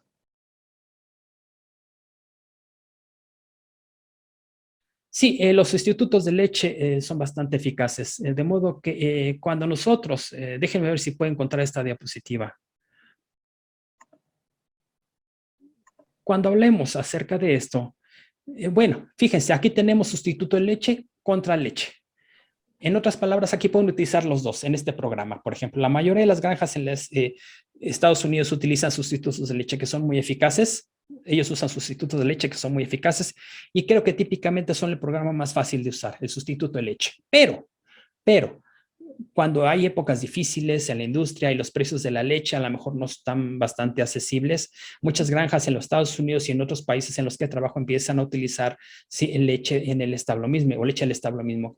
De modo que para mí es más común encontrarme con programas de sustituto de leche, lo cual es excelente como alimento para las terneras. Aquí lo más importante destacar es que si utilizan leche del establo mismo, tienen que asegurarse de entender que tienen deficiencias de minerales y tienen más contenidos de grasa y proteína, lo cual es bueno para la ternera. El sustituto de leche, por otro lado, tiene más lactosa, ojo, y como tiene tanta lactosa en él, si nosotros variamos el contenido de sólidos, por ejemplo, si hoy alimentamos con 14.5 de sólidos en nuestro sustituto y mañana lo bajamos a 14 o 13, si hay una variación diaria como resultado del contenido de lactosa, si no hay un alimento consistente puede provocarse diarrea, pero definitivamente los sustitutos de leche son excelentes fuentes de nutrición líquida para las terneras, se recomiendan ampliamente y depende desde luego del establo, de la instalación. Sí, necesitamos, sin embargo, estar conscientes de que hay que considerar varios factores dependiendo del programa. Claro, claro. Bueno, don Alberto Chacón nos dice muchas gracias por la excelente charla. de suma importancia. También saludamos a don Jesús González, que también nos felicita por la charla el día de hoy. Don Alex Paniagua tiene una consulta, me parece que puede aportar bastante. Dice que usted indicó que entre más tiempo estén las terneras con su madre al nacimiento, aumenta la posibilidad de muerte. ¿Por qué no se da ese mismo efecto en ganado de cría?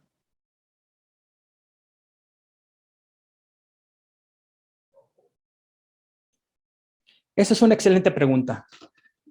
La verdad es que no sé por qué no vemos ese impacto en este segundo ganado. Obviamente el ganado de leche se cría más intensamente y en diferentes entornos diferentes en comparación con el ganado de cría.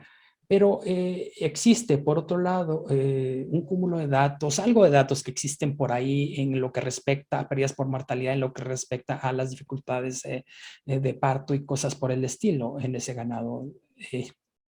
Y también existen muchos datos disponibles en ganado de cría que muestran los impactos negativos en la salud como resultado de que no reciban suficiente calostro, de modo que también este otro ganado tiene sus problemas. Hay muchos datos de la industria de cría que muestra que hay problemas si no tienen una buena transferencia pasiva las terneras al nacer. Y también en esa industria se muestra que aquellas vacas que no tienen suficiente calostro tienen que tratarse más frecuentemente y tendrán mayor mortalidad esos animales después de nacidos y en su resto de su vida. En otras palabras, creo que a lo mejor la diferencia sea por los diferentes estilos o manejos de cría o reproducción, factores de estrés, alimentos y las prácticas en cuanto a la cría de ambos tipos de animales. Pero la verdad es que no tengo una respuesta precisa para ustedes. Pero voy a investigar un poco más acerca de esa pregunta porque de verdad es un aspecto interesante ver esta diferencia. Gracias por hacer la pregunta. Espero que esto les dé por lo menos un poco más de luz acerca de cosas en las que pueden pensar.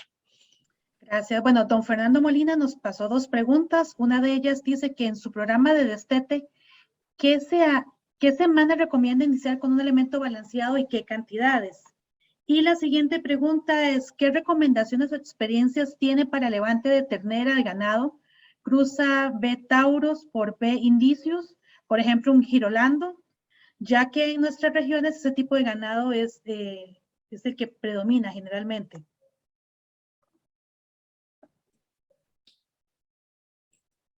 Si entendí correctamente la pregunta, si no la respondo bien, por favor, háganmelo saber. Realmente no existe un número de días exacto, ¿no? El indicador máximo en cuanto al destete siempre tiene que ser con el consumo del concentrado. Y queremos que las terneras consuman 1.0 kilos de concentrado por día por lo menos 3 días seguidos. Al llegar a ese nivel, eso significa que tendrán un rumen totalmente funcional y estarán listos para el destete o podrán destetarse. Ahora, típicamente un ternero no hará eso sino hasta por lo menos hasta los 45 días. En algunos casos podría darse más temprano.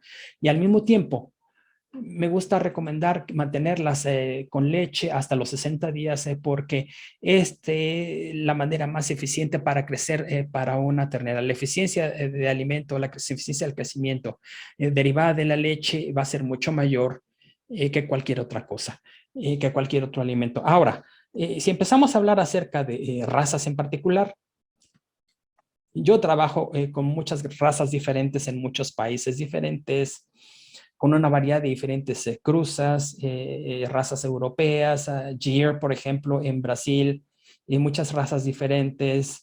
Y bueno, el esquema de manejo típicamente no cambia mucho, es lo que he visto yo entre razas.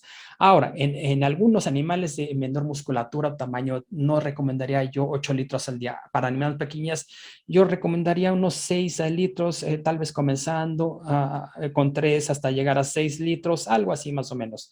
Habiendo dicho lo anterior, las terneras Jersey pueden consumir hasta 8 litros en los Estados Unidos sin problema. En otras palabras, todo depende de la situación particular del establo. Pero todavía estamos tratando de llegar a el consumo de concentrado ideal. En algunas de las razas más pequeñas, por ejemplo, en regiones tropicales, 1 kilo de iniciador al día podría ser más apropiado que 1.5 por día, pero si únicamente llegamos a 1 kilo, probablemente quisiera hacerlo durante 5 días más o menos. De modo que el esquema de manejo no cambia mucho. porque el objetivo sigue siendo el mismo. De modo que hay que asegurarse de que estas terneras estén consumiendo cantidades apropiadas de concentrado antes de eliminar el alimento líquido. Espero que eso responda a esa pregunta si la entendí correctamente. Si no, por favor díganme y lo intento de nuevo. Perfecto, bueno, si hay alguna duda adicional, los invito para que hagan la consulta. Tengo un par de preguntas más, mientras tanto, no sé si ingresarán algunas otras. Don Ricardo Porras nos consulta, bueno, la pregunta anterior me parece que sí, don Fernando Molina dijo que sí, que está excelente, muchísimas gracias. Don Ricardo Porras pregunta si se utiliza un sustituto de leche, ¿a qué temperatura se recomienda dar esta leche a los terneros?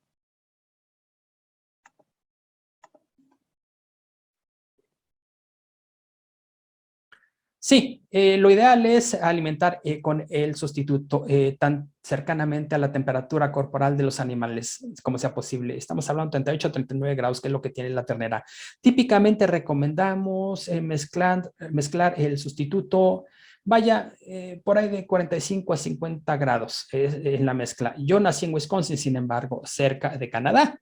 De modo que en el invierno tienes menos 40 grados Celsius y ahí estás mezclando a 55 grados, de modo que no se te congele para el momento en el que llega la ternera. Tenemos que subir la temperatura en climas más calurosos como en los que vivo yo, Sudamérica, Costa Rica. A lo mejor bastará con 45 grados Celsius o centígrados, tal vez un poco menos por la temperatura, por el clima.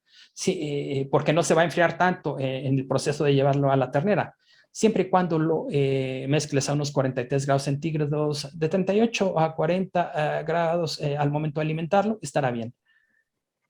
Los que sí hay que pensar es que algo de inquietud o de preocupación podría ser que en ocasiones, y esto lo veo sobre todo en Estados Unidos, en Rusia y en algunos otros lugares, si estamos utilizando muchos ingredientes como suero deslactosado con mayor contenido de ceniza, a veces necesitamos incrementar la temperatura para poder mezclar bien el producto.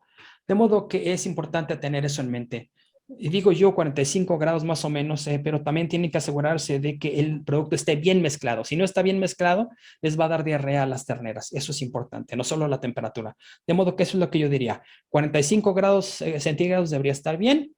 Revisen la temperatura que tiene antes de alimentarlo a las terneras, sí, que no sea demasiado caliente, pero también asegúrense de que esté bien mezclado el producto. Pero no hay necesidad de utilizar temperaturas de mezclado demasiado altas. En todo caso, lo único que puede hacer eso es dañar las proteínas en la leche, de modo que nunca debemos ir más allá de 60 grados porque eso destruye la temperatura y no queremos que se destruya la temperatura con más de 60 grados centígrados. Bueno, desde las personas que se conectaron desde Facebook, saludamos a don Roy Esquivel, que nos dice saludos. Me sirvió de mucho la charla, ya que tengo 23 años como creador de terneras en las fincas. En esta misma red social, don Luis Alejandro Castro nos saluda y nos felicita. Muchísimas gracias, don Luis. Y hace la consulta de que cuál es la mejor forma de hacer un cambio de alimento basado en qué, de acuerdo a la etapa de cada vaca.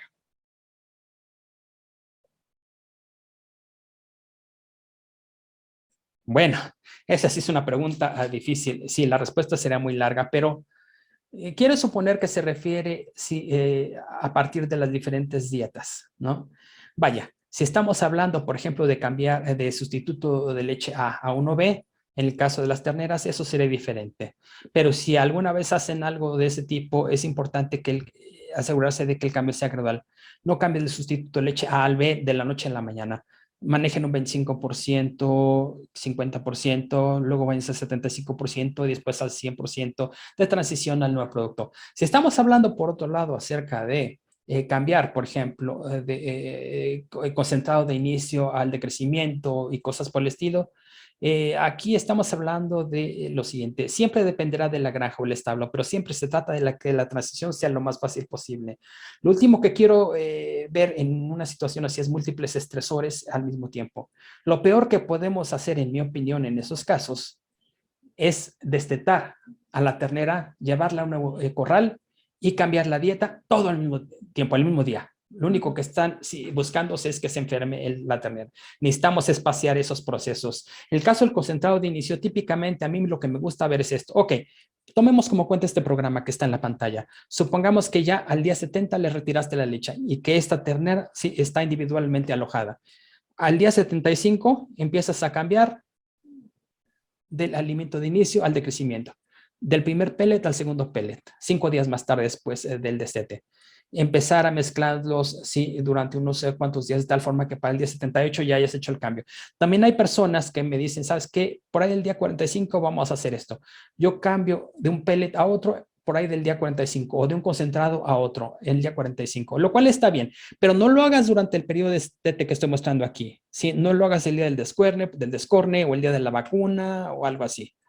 Y una vez que ya se aproximen al final del concentrado y ya estén pasando a una dieta más basada en forraje o a un TMR, ración mezclada total, si van a introducir el forraje, asegúrense de que más tengan el concentrado de crecimiento, ¿sí? De transición en lo que se acostumbran al forraje antes de que el forraje sea una parte sustancial de la dieta. Y al llegar a la ración mezclada total, les recomiendo que utilicen un complemento con el concentrado durante 3 o 4 días para que se lleve a cabo una transición más fácil utilizándolo como cobertura en alimento. De modo que no hay que hacer cambios abruptos en el mismo día, ¿sí? De tal forma que no les resulte poco familiar, se reduzcan los estresores y se reduzcan la posibilidad de enfermedades. De nuevo, todo depende de la granja, pero asegúrense de hacer estos cambios gradualmente para darles tiempo a los animales de tal forma que se puedan ajustar.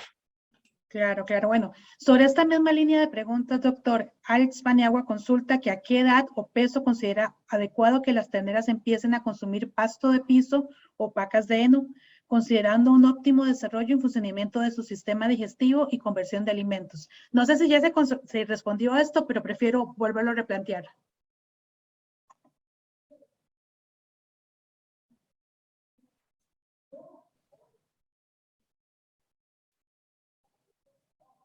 Esa persona merece un premio, porque esa es la pregunta más popular que siempre me hacen. Entonces, la respuesta a esta pregunta es que no existe una respuesta clara. Sí, en cuanto al forraje, el alimento con forraje a las vacas es un tema de mucho debate. Y hay 2 puntos que necesitamos recordar al hablar acerca de forraje para terneras. Número 1, el desarrollo del rumen se da como resultado del consumo de granos. El forraje no promueve el desarrollo del rumen, promueve los músculos o el desarrollo de los músculos del rumen. De modo que eso es bien importante considerarlo. Pero hay que recordar que lo más importante para el desarrollo del rumen son los concentrados, el concentrado. Lo segundo que necesitamos nosotros comprender perfectamente es que las terneras tienen un requerimiento de fibra. De modo que estamos hablando de 2 cosas opuestas, ¿están de acuerdo? El forraje no contribuye al desarrollo del rumen, pero las terneras necesitan fibra. Eso significa que necesitamos asegurarnos de que exista algo de fibra en las primeras etapas de consumo de concentrado. Si no tenemos eso, si tenemos bajo contenido de fibra en el concentrado, podemos suministrar forraje quebrado, sí, mezclado con el concentrado en esa primera etapa para que tengan la fibra. Si quieren introducir, sí, por ejemplo, forraje de tallo largo, yo he visto algunas personas que lo introducen aquí antes del destete. Yo tiendo a no recomendar eso, porque yo lo que veo es que las terneras se comen eso, pero no tanto grano. Si el concentrado, si el contenido del concentrado de fibra es adecuado, estará todo bien.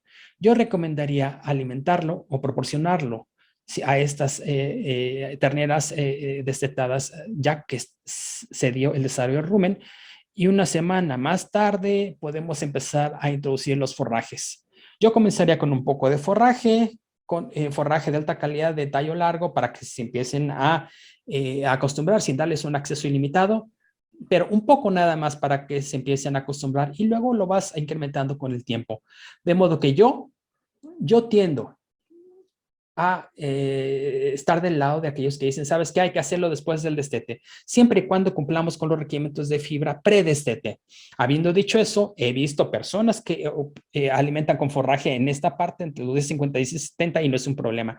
Todo depende del establo, la instalación y su situación particular.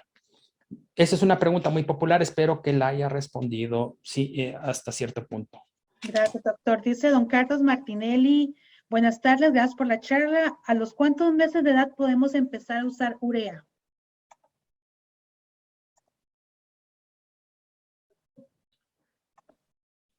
También esa es una pregunta que se me hace muy frecuentemente, cada vez más. No sé si existe un mes o una edad en particular, pero sí yo me esperaría hasta que este animal esté con una ración mezclada total durante un tiempo razonable, ¿no? Si estás introduciendo, por ejemplo, plantémoslo de esta manera.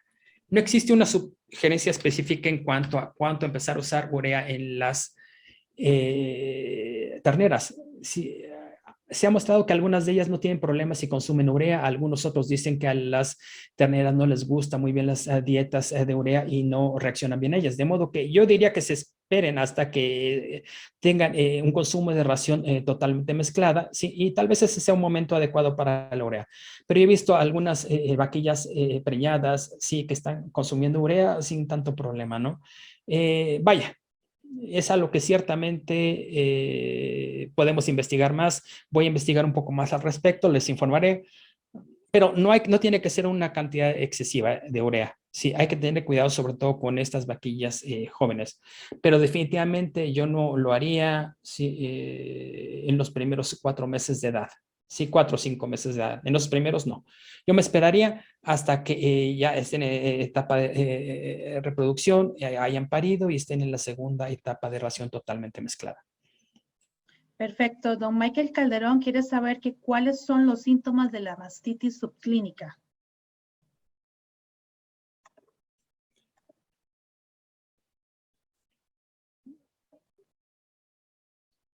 Realmente no hay muchos síntomas porque es subclínica precisamente. Y esa es precisamente la situación, ¿no? Es eso lo que hace precisamente que sea difícil de detectar, porque realmente no sabes qué es lo que ha sucedido, sino hasta cuando ya es demasiado tarde. Si analizas la leche o la estás monitoreando, típicamente lo que estaremos viendo es el conteo de células somáticas de las vaquillas de primera aparición, o en el primer mes de lactancia. Eso lo utilizamos para determinar si existe un problema, esos análisis. Puedes hacer pruebas de mastitis tipo California en vaquillas, sí, al tener su primer parto, pero eso puede ser un poco peligroso, sí, con vaquillas, sí, porque no se han acostumbrado siquiera a la primera ordeña, de modo que probablemente no sé si eso sería lo mejor. Desafortunadamente ese es el problema. En el caso siempre les doy un ejemplo. Muchas veces lo que hacemos nosotros es que analizamos el primer conteo de células somáticas en las vaquillas de primer parto. Si vemos que tienen un resultado alto, empezamos a analizar factores de riesgo, periodos de riesgo, ¿sí? Cómo manejamos las camas, ¿sí? Por ejemplo, charcos, algas, se está manejando bien el corral. Siempre también nosotros ofrecemos o podemos ofrecer zinc a esos animales porque el zinc se ha demostrado que mejora este tipo de situaciones, reduciendo la capacidad de los patógenos para penetrar a los dientes. Sí. También hay selladores de dientes para vaquillas. Hay información al respecto que puedo compartir con ustedes.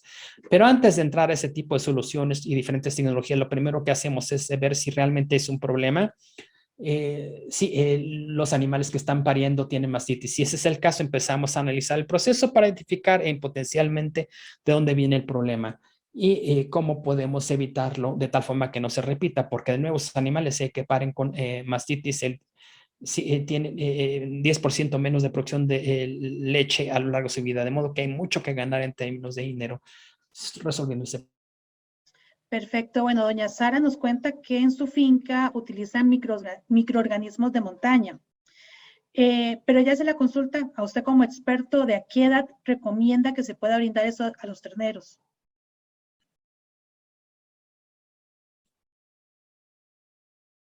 Estamos hablando de probióticos, ¿es correcto? Sí, supongo que sí, correcto.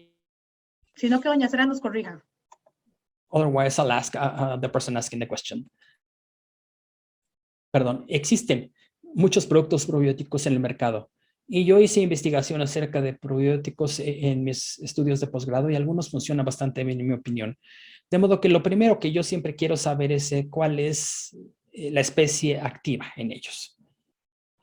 Lactobacillus, especies de Bacillus subtilis, por ejemplo, Enterococcus faecium, Sí, creo que le estoy poniendo las cosas difíciles al traductor, pero bueno, bacterias fecales, esas son especies, sí, que aparentemente funcionan bastante bien en vacas. Ahora, debo de decir que también parecen funcionar mejor en situaciones de altos niveles de estrés, pero también existen muchos productos en el mercado en este sentido, de modo que lo primero que yo siempre pregunto es, denme datos de esos productos. ¿Cuáles son los datos que muestran que esos productos funcionan? Porque existen muchos productos en el mercado. Ahora, si le funciona en su establo particular, no deje de hacerlo. Eso sí le digo. Pero si me preguntan mi opinión acerca de un producto particular, lo primero que les voy a preguntar es, ¿consigue datos del manufacturero o el fabricante para ver si los resultados me parecen lógicos?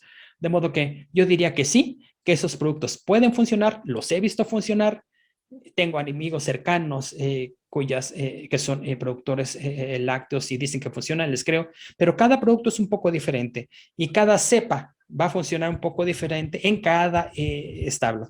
De modo que si están obteniendo resultados, excelente. Si están considerando hacer la prueba con un producto nuevo de ese tipo, pídanle al fabricante que les dé la información, la investigación y el modo de acción. Si les pueden, porque deberían poderles dar información, investigación, sí, y explicarles cómo funcionan para demostrarles que funcionan y cómo funcionan. Perfecto, sí, me parece que estamos sobre la respuesta correcta porque doña Sara nos acaba de agradecer por la respuesta. Don Rubén nos pregunta también cuál es el tiempo ideal para tener la ternera consumiendo calostro.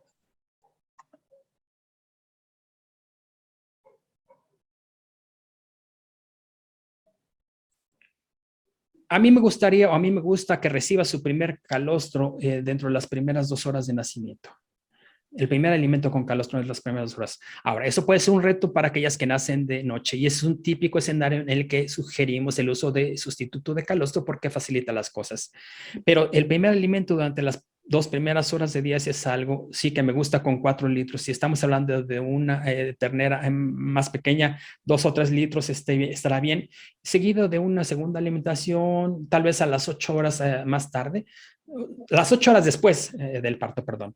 Después de esa primera alimentación, el intestino se empieza a cerrar y la absorción de IgG se empieza a reducir gradualmente y rápidamente, de modo que necesitamos ser conscientes de la importancia de hacerlo rápido. Si la ternera nace en un entorno sucio, entonces la carrera contra el tiempo será todavía mayor porque las bacterias y elementos así van a cerrar el intestino todavía más rápido. De modo que tiene que ser tan pronto como sea posible después del parto, definitivamente dentro de las 2 primeras horas necesitamos alimentarles con ese primer calostro a los terneros.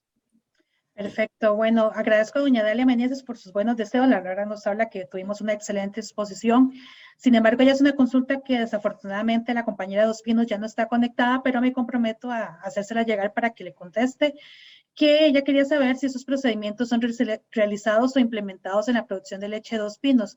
Me parece que esto se respondería directamente entre los productores porque todo lo que se ha expuesto el día de hoy son prácticas que varían entre una finca y otra y esto obviamente va a afectar el resultado final de la leche, aunque la leche costarricense tiene una excelente calidad porque los productores y las fincas trabajan con muy altos estándares de calidad y de manejo de animales.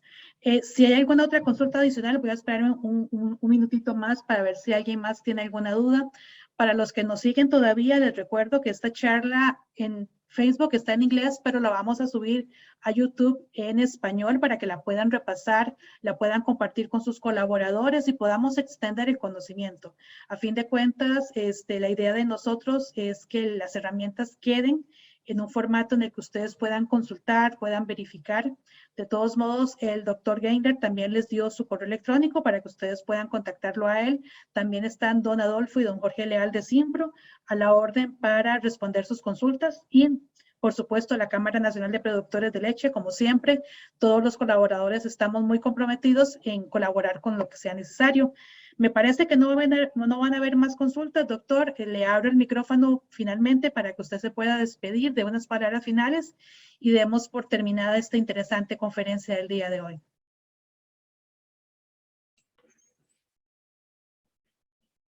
Sí, muchas gracias a todos y todas por su tiempo. Aprecio de verdad todas las preguntas que me han hecho Y ojalá pudiéramos haberlo hecho en persona. Espero que pronto podamos estar presentes con ustedes y les deseo a todos que tengan excelente salud. Cuídense y muchas gracias por sus excelentes preguntas y por su tiempo y participación. Muchísimas gracias a usted también, doctor. Y sí, efectivamente, esperamos que en el 2022 se abran las fronteras, se abran las limitaciones y podamos volver a reunirnos tanto en un centro de conferencias como en las fincas para poder extender el conocimiento y aprender más cada día de cómo producir y cómo manejar nuestras vaquitas en las fincas. Muchísimas gracias a todos. Les recuerdo, por favor, seguirnos en nuestras redes sociales.